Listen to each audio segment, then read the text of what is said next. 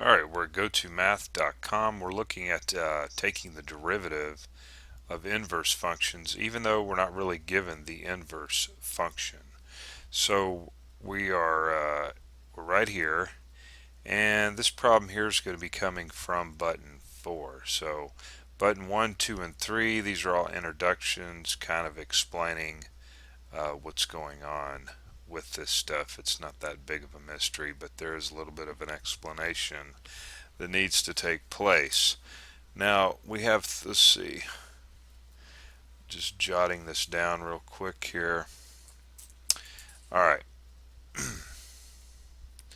we have, okay, I'm not using red, I don't like to use that, let's use blue. We have f of x, and that's equal to 3x squared. Alright, and we're given a, and a is equal to 3. Alright, we are asked to find f inverse, well, the derivative of the inverse, put a little prime there, and evaluate it at a, and a is actually 3. Okay, a is 3.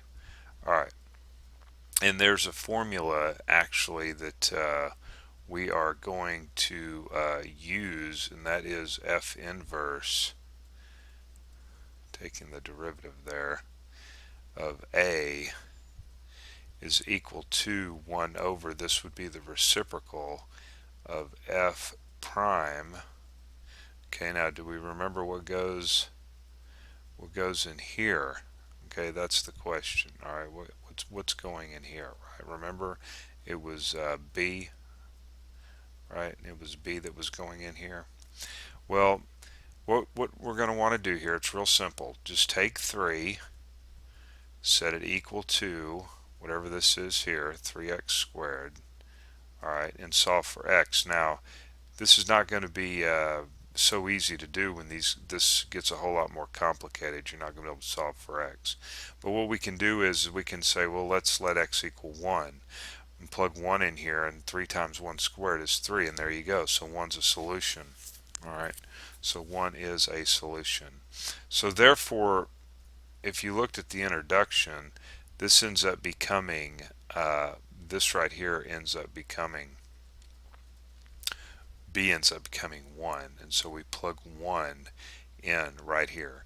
So we take this, set it equal to, right, f of x, and then we just want to start plugging numbers in like 1, 2, 3, 4 until we find the actual solution. That's all you got to do. And then so what we're going to want to do now is find f prime.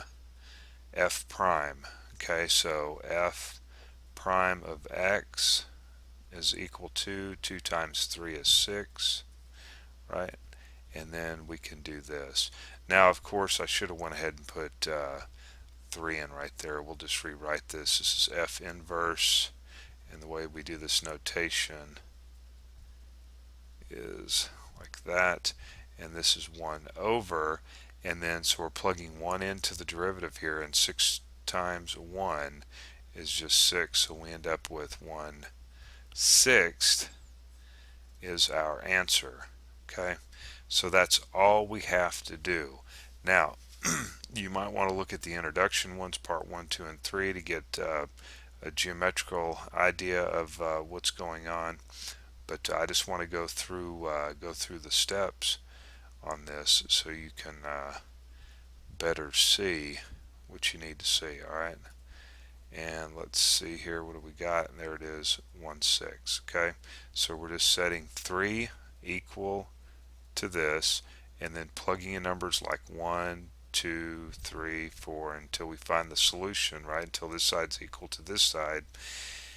And then just take that number, that solution we found, and find the derivative of this and plug it into the derivative and put that number right there, and we're done.